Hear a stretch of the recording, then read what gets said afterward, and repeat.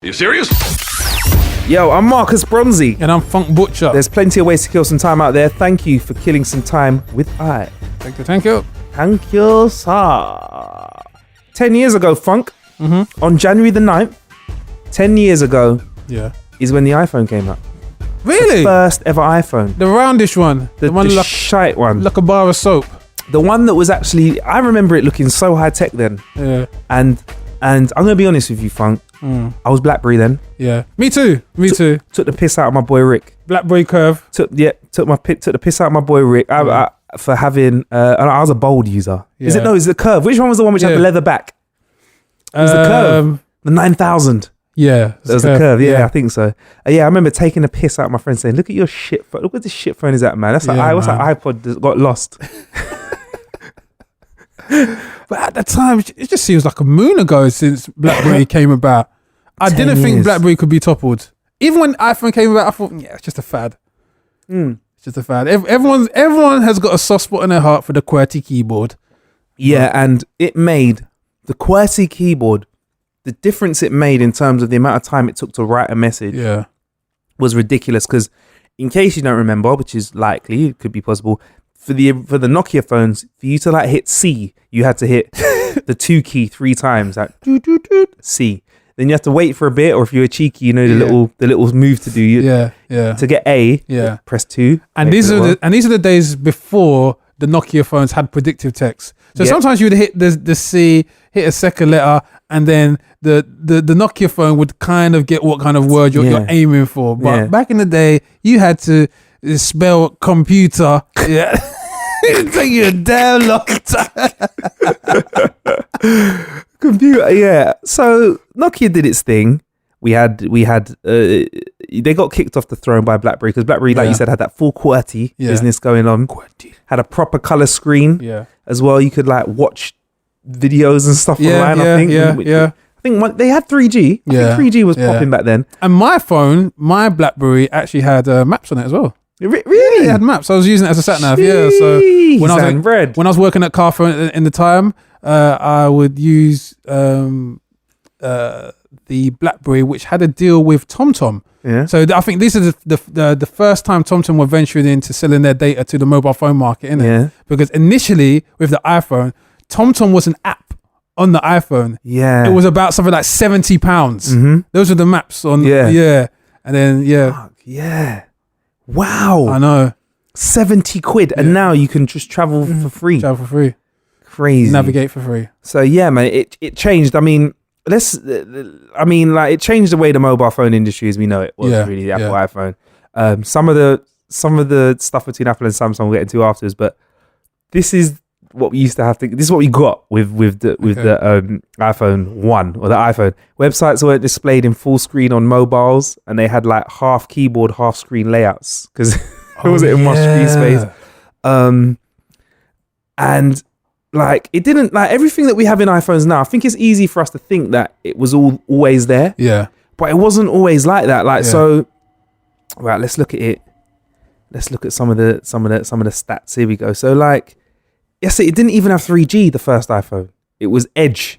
You know when you got really bad reception? Yeah. So it was like dial-up internet. Oh my word. Slow as a motherfucker. You could only get it, this wasn't in the UK, but you could only get it on AT&T in the States. That was the only place you could get your Apple. Oh, you could only get an iPhone on AT&T network. What was the camera?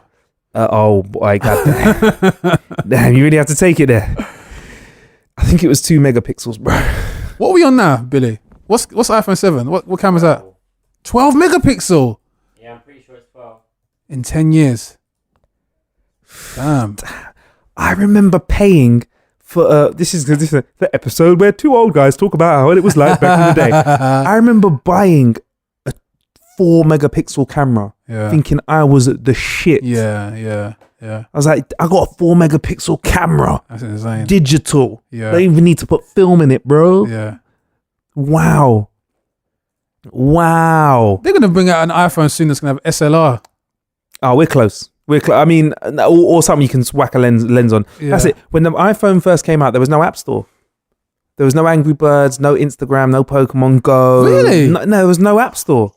because apparently, it's me reading the article, very nice, off This Is Insider, Steve Jobs wasn't sure if he wasn't ready for it, basically. Apparently he had the idea and he was like, I'm not too sure, but I can't imagine a phone not running with apps now.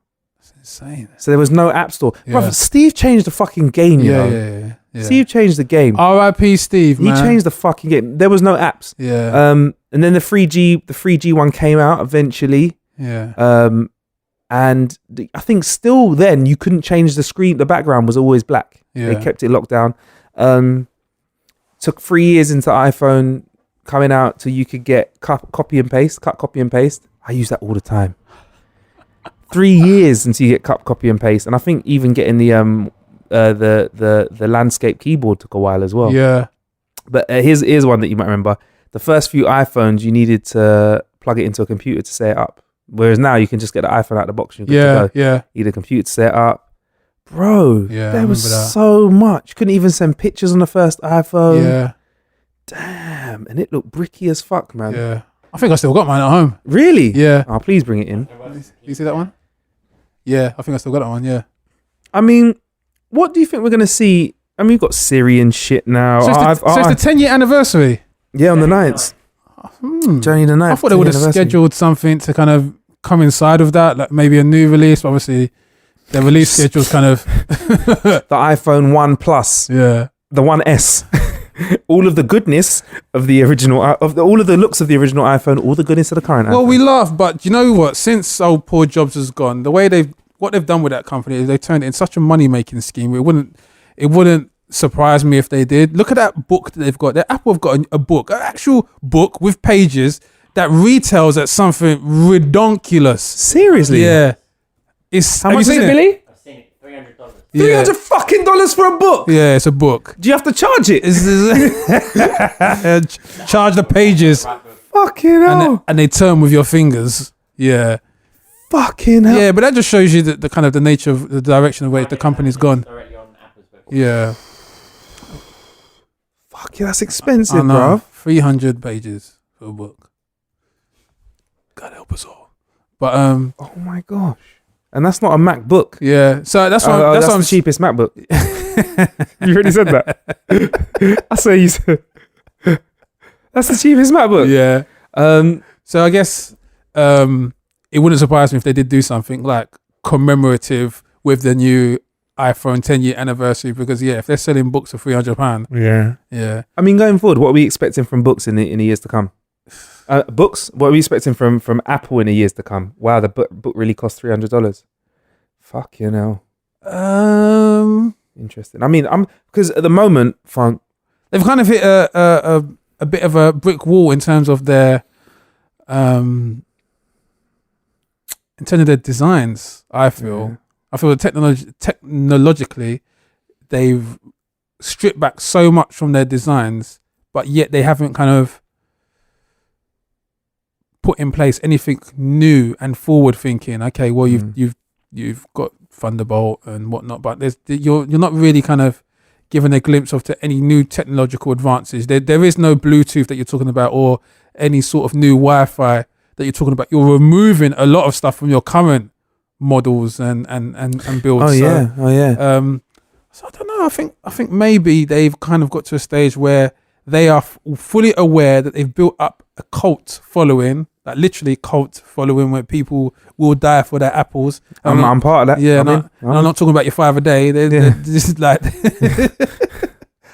ironically, people would probably die more for their Apple products than an actual Apple. That's the kind of levels we're at now, and they're just pushing the boat out there with their products. They make small, minuscule amendments every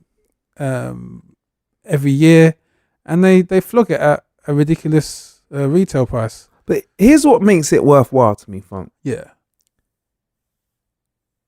My mum Mm-hmm. can use an iPhone. Yeah. My dad, Mm-hmm. old man, can use an iPhone. Yeah. My late nan hated tech. Yeah. She got busy with an iPhone after 5 minutes. Yeah. Their UI. Yeah. And I'm going to put it on Jobs as well. Like, whatever. Say what you want. It wasn't his ideas, but he brought that shit to the table for us, The UI, the user interface, Yeah. it's just so easy to use. Can I say one thing about that? And I'm an Apple user, Apple fan. Apple has kind of shaped a large percentage of me being able to do what I do in the music industry. What I would say is that Apple percentage I would gauge that it puts into building its product is very minuscule as to what it puts into its aftercare services. Now, I went into the Apple store in the flagship store in Regent Street in London, central London, and I went in and I went upstairs. I was looking for, I just needed a new charger cable, not the 30 centimeter one, needed a 2 meter one because I'm sick and tired of having my ear close to the earplug just when I'm charging the phone. Yeah. So I'm walking around the store, and anyone who's ever been into an Apple store realizes there's a very different dynamic in an Apple store. And that's why I stress the cult following. The Apple store, the Apple staff, it's like they have no concept of thievery or theft or shoplifters. Everyone is walking around casually. All the goods are on display, not in glass boxes, not tagged, not chained down to the floor or anything. It's just out there. And you get no kind of looks of suspicion or whatever. And everyone's there on board to help. And that is the Apple way. So anyway, I've gone upstairs, and upstairs, they've got these massive mahogany tables where they've got their geniuses, as they like to call them, but they probably got D's in GCSE. And these geniuses, are imparting their Apple knowledge onto everyone, the world. But this particular table had a table full of 8 geriatrics, being tutored onto how to use their iPhone. I thought to myself, this is what Apple are killing it. That theft thing, by the way, that's nothing new. Yeah. Because in my shop, talk up, Bill.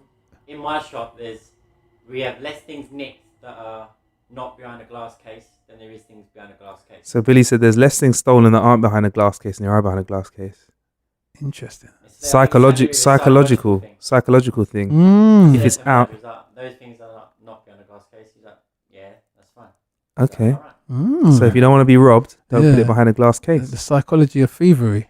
So I mean, Apple are willing to kind of hit those ridiculous price points because they know they can kind of smooth things over with such a nice touch. They're the charmers of the retail industry in terms of getting people who are kind of disenfranchised and scared, the technophobes of the world, and saying, look, you don't need to be scared. We can teach you how to use that, which other companies, they don't spend any budget on doing anyway.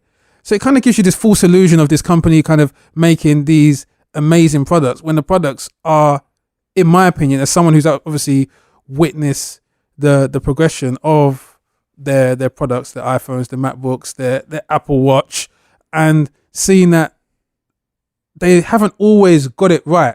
I mean, I think I've had a conversation with you privately about the Apple Watch, whether or not Steve Jobs would have signed off on that if he were around, and it's kind of like it's up for discussion. But it doesn't seem a practical invention that would have fit into the ecosystem of Apple products. But the ecosystem, you know what? I don't have an Apple Watch. Right? Whereas I have another presenter on the show, Nick Bright. He's got it. He's invested. He loves it. But I'm just like, it's an extra thing that you have to charge. And I've already got mad chargers everywhere anyway for everything. But it's funny what you said about the ecosystem, and this is where Apple have done it, because your ecosystem, for me, my Apple ecosystem is like a family. If one of them fucks up a little bit, I let them off. Because they work so well together, because it's like a unit. So for example, I'll say it straight, this is my third iPhone 7. First one, dodgy reception. So the battery used to die, and I had a million, like me and Bill, or me and you trying to have a phone call. If it wasn't on Wi-Fi, FaceTime, audio, whatever, it'd be cutting off. Went and got a new one. 2 days after getting the new one, the phone stopped charging. And I was like, for fuck's sake, this is long. Went into the Apple store. They redeemed themselves every time, by the way, by sorting me out nicely. But because everything connects together so well, even down to just if I want to drag a few tunes onto my iPhone, I know, it's easy to do that Android as well, but whatever. Just everything seems to work together, and I'm invested. But if they keep fucking up, I will divorce my family though, bro. Because it's getting to a point now where if they don't do anything, like if Apple does another huge maneuver where they remove all ports and change something without any sort of justification, and like for example, let's put it out there, the new MacBook Pro. I mean, I love Apple products, but the new MacBook Pro is very unfunctional for me who works in media. Yeah, I thought that's kind of who the person it was designed for, exactly, like a media person. Yeah, and I've noticed a lot of my friends that work in media have been scrabbling around for 2015 MacBook Pros. Myself as well. I mean, the disappointing design of the new MacBook Pro is what forced me to get the Mac Pro, because I was exactly, because you were deeply disappointed with the fact that the MacBook Pro was literally devoid of all the connections that I use for my products, the USBs, the SD card ports, the Ethernet cables, all missing. Yeah. Even the MagSafe charger is gone. And it's just, the problem being is that you get to a point, like with most families, real families including, if you try to leave them, where your ass gonna go? So with Apple, if you did walk out on this technological family, there isn't a family nearby that kind of even comes close to replicating it. You've got the exploding Samsung lot. You can and then that's it. Yeah. I mean, unless a company like I think the closest one probably through their PlayStations is maybe Sony reaching it. If Sony kind of invested some money in their R&R department, R&D department, and kind of expanded their portfolio of products beyond PlayStation, maybe they could catch up to Apple, possibly, or Microsoft. But there's no other companies that, if you was to step out of the Apple ecosystem, you could turn towards and be like, well, where else can I build this system of products that all work in synergy together? I think what you're getting at, Funk, is there's space in the market. Yes. There's space. Apple's leaving a bit of space through their failure, and somebody could come along and snatch it up. Like, for example, I know it's about iPhone, but we're kind of bruising up the Mac. But I got a new Mac. Yeah. Had to get the 2015 model. Couldn't get the 2016. Why? Because a MacBook Pro is something portable, so I'm bringing it to you. Yeah. If it was something that I had at home and I only had USB-C, all right, fine, I'm cool. I'll make it work. I'll put an adapter here. I've got to take it somewhere. So say I've got a meeting and you give me a USB stick. Hey, can you just put, sorry, I ain't got my adapter. I need my adapter. Or, let me just show you something on the big screen. Have you got HDMI? Oh, no, sorry, I need an adapter. We just did a photo shoot, sick pictures, Marcus. I'll just give you to them on an SD. Sorry, bro. Come on, man. It's like a Swiss Army knife. That's what I like about it. Take it anywhere. It plugs into anything. You get me? Yeah. It's my slag. I want my slaggy piece of tech. You get me? You got Thunderbolt. I got a couple of those as well. Yeah. And then there's the whole fact that the iPhone 7 hasn't got a jack, but the new MacBook Pro's got a jack on it. Yeah. All right, cool. Now I literally have to plug in the adapter every time I want to put my headphones in my iPhone. Unplug it if I want to put it in my friggin' Mac. But I don't know. With iPhones, will we even need iPhones in 10 years' time? Where will we be? Will it be an Apple Watch that is a phone? I don't know. I mean, I feel like phones have got bigger. Yeah. They ain't got smaller over the last 10 years. So what are we going to be having? Bigger phone? Just one generic tablet instead of a Mac and a phone? I don't know, Funk. I genuinely don't know. I'm waiting for someone to show me. I don't know, man. There's the Mac, there's the iPad Pro. Yeah. Which is kind of juicy. Okay. Maybe that could be the next stage, Funk. Maybe it's that piece of tech that makes us not need a laptop. Yeah. Could you imagine that? Like, imagine you have something you could produce on. I mean, we're talking of those gaps in the market, and I feel like those gaps are beginning to be exploited, because when you look at the PCs, they're kind of stepping up their game. Yeah. And I feel like that's a direct result of the kind of the anger and the disillusionment from the former Apple users, the people that have been there from the beginning. They're kind of look, you mess up again, I'm going to go elsewhere. And I mean, these new PC laptops are looking like Transformers now, in the way they're just snapping together.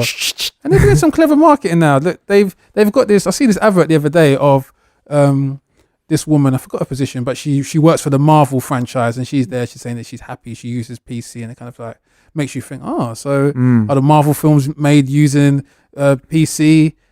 capabilities as opposed to Apple. Okay, cool. Maybe this is where I should go, kind of thing. Yeah, we'll see. I mean, I'm gonna have to stay open-minded. I don't like to be locked in. So at the moment, I'm in the Apple family. Yeah, I ain't going same. nowhere. Yeah, like I said, this is all kind of like speculation. Yeah, hyperbole. I mean, I'm still there. I'm gonna have a phone call with you later on an iPhone. So I guess FaceTime, audio. Yeah, so we'll see, man. I think someone comes along with that structure. Yeah. With that rock hard operating system. Yeah. Then Apple is shook. Apple is scared because it used to be great operating system. Yeah. And hardware that just did the job. Yeah. I would just like to see Apple just hold up their hands and go, look, okay, cool. We made a mistake and revert backwards in the new MacBook Pro design. I think that would be welcomed by everyone. MacBook Pro S. Yeah. Comes out. Right, let's quickly wrap up on this one, Funk, because I know this is your flavor of the month. Okay. The CEO of Twitter, he's called Jack Dorsey. His Twitter name's @JACK, Jack, sick. Okay. He asked Twitter users what improvements they wanted to see in 2017. He had almost like 6,000 replies on Twitter. And the most requested feature was to edit tweets after you tweet them, rather than having to delete them and start over. While it's the most requested one, am I right in saying it's a polarizing sort of subject? Like, it's quite polarized, like, because there's a lot of yeses, there's a lot of no's, and Jack said that the form of edit is definitely needed, and the company's thinking a lot about it. Yeah. But I don't know, man. Like, I kind of like the fact that when it's out there, it's out there.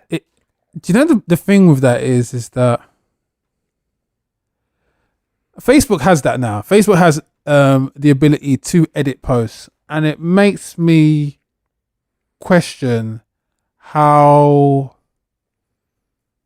I mean, the kind of person that would leave something up there for scrutiny clearly doesn't care anyway. Yeah. So when people kind of are worried about saying something and a bit like, oh, cool, let me retract that kind of thing, then they're probably more on a cautious side, and it probably gets deleted within the next couple of seconds anyway, even if you make spelling mistakes. Kind of thing. I'm one of those people that I hate little typos and whatnot, so I delete the post and rewrite it again.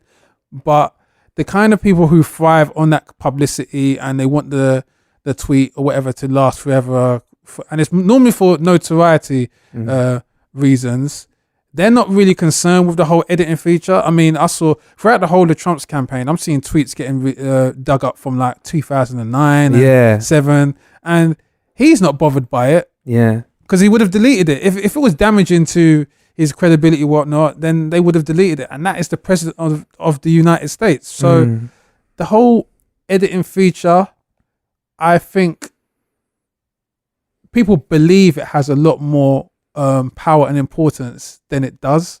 I don't think the ability to hold someone to account and say, oh yeah, but you said that X amount of years ago. That person probably does know that they said that X amount of years ago. And if they really was embarrassed by it, then they could have deleted it, but they didn't. Yeah. And obviously there are social media platforms where they can, because a lot of these pages of notable celebrities, they have a Facebook page and they have a Twitter page. I feel like it takes away our ability to just say, look, I said it and I want to change my... No, it means that you can't just admit that you fucked up or you had an opinion, or people... It's like people are afraid to say that their opinion can change. Yeah. Like, I could tweet something like, I hate cats this year. Yeah. And then I can tweet a picture of me next year, like next to a kitten going, and everyone can go, yeah, but you hate cats. But I'd be like, but I hated cats. Yeah. I like them now. The thing about Twitter is Twitter works the way the media works. If someone came on live TV and they said, and women should be in the kitchen. I didn't mean that. I said women are always bitching. Oh shit, I didn't mean that either, kind of thing. So if someone says that on live TV, it gets captured and it gets replayed, it gets turned into memes and whatever. Twitter works in that same fashion where it's just, oh no, you said it, we heard you, and here it is, kind of thing. It captures it. Facebook allows you to kind of like, if you were to say it on TV, freeze time, rewind, and then edit it, kind of thing. And that doesn't actually happen in the real world. So the whole kind of the gaffes and cock-ups that happen in the real world of politics or just in media interviews in general are reflected in Twitter, kind of thing. And funnily enough, that is why Twitter is used more so in news broadcasts than any other social media sites. They will use a Twitter post rather than a Facebook post, They'll say that, Trump said this in the Twitter post rather than referring to his Facebook account, which probably has the same amount of following or whatever if he does have one. But it just shows you that it's a platform whereby if someone does make something controversial and cock up, it can be captured at that point in time. And that's why looking at it from a business perspective, is it Jack Dorsey? He has a vested interest to cling on to whatever is making Twitter popular, because Twitter is losing a lot of money. So if this ability to kind of be contentious and kind of cause controversy is linked to the editing feature, then he probably has a vested interest to keep that away, because right now that's what's keeping people flooding to Twitter again and again and again. When something trends, it would never begin to trend if someone was to edit it. At that point in time, when if someone says something really stupid and it begins to trend because everyone's retweeted it, if you change that original post within a certain period of time, that trend never takes off and gets that momentum. Exactly. So, and it's open to abuse. Like, for example, there's a couple of tweets here. A guy called John Borman said, it's perfectly feasible. There's a thing called stock tweets that already does it. If someone can just delete the tweet, then why would you be against a 5-minute edit window? And Justin Howard said that to him. So I say, do you like to eat pizza? You reply, yes. And then 3 minutes later, I changed the word pizza to babies. Wouldn't you rather I delete it? Again, this is so Twitter. That's so Twitter. That's true though, isn't it? Like, you could fuck up somebody like that. And then oh no, I didn't mean that. I mean this. I mean, it's never fucked me up, but I think Twitter should just be like, you said it, leave it out there, and that's the bottom line, and then move on. I mean, it's kind of like into that territory of sucking back emails after you sent them. I mean, I've seen that a couple of times when people have hit CC instead of BCC in the emails. I love it. Just kind of gone everywhere. Bro, that's happened to me. So I caught someone talking some mad shit about me, bro. Some mad shit about me. Oh, it's wicked. And what was better than the mad shit that he spoke? The two things that were great about it was that second email afterwards, all in lowercase. I'm really sorry that you had to see that. It was really unprofessional of me. I apologize. Not even really sorry. End of. I'm really sorry that you had to see that. Yeah, I'm really sorry that you had to see. I apologize. I was like, cool. And then the next time you see them in person, you just look at them. Damn. How have you been? Squeaky bum cool. time. I've just been CCing some sites. But yeah, man, I think in this world, don't be afraid to be wrong sometimes. And if you've got fucked up things to say, you need to know that either you got to be really strong when you say them, or just not. Because we say fucked up. We say fuck vegans. I'll tweet that right now. I mean, do you know, when you think about it, is the edit feature, or the choice to keep the edit feature, Twitter's version of the thumbs down? If you took it away, maybe you're creating a situation where you keep everyone happy. Hey, I don't know. I mean, the way I feel is I think Twitter's power is its simplicity. It's general conversation, genuine conversation. You start editing it, you lose, like you said, the purity, and you lose the fire that's in it. And like, you know, you can see sometimes people lash out on Twitter and get emotional, and, you know, I'm there eating my popcorn and looking at it. It'll all be gone. I think that's my favorite part of Twitter. Because in a real conversation, if the first part of my my dialogue to you is that I hate you, that stays there. You respond to that. I can't go back and change the first part and say that, well, sorry, what I meant was, I'd have to say something else. So I guess in the tweet form, if you did say something that you didn't mean first time around, you just have to correct it within the next tweet. There is the ability to correct yourself, but you just can't do it within the first initial tweet. Here's how you could fix it. Here's how Twitter could do it. You could edit it, but everyone can see that you've edited it. You press the button, you see the original tweet. That's what you do. Or you can set a setting in your Twitter that says, don't show any edits. Show first tweets only. That's what I do. But anyway, we've killed some time. That was a good one, by the way. I really like that. That was sick. I've been Marcus Bronzy. I've been Funk Butcher. There's plenty of ways to kill some time out there. My Twitter's @Marcus Bronzy. My Twitter is @FunkButcher. And How to Kill an Hour is @How to Kill an Hour. Yeah, plenty of ways to kill some time out there. Thank you for killing some time with us. Charts.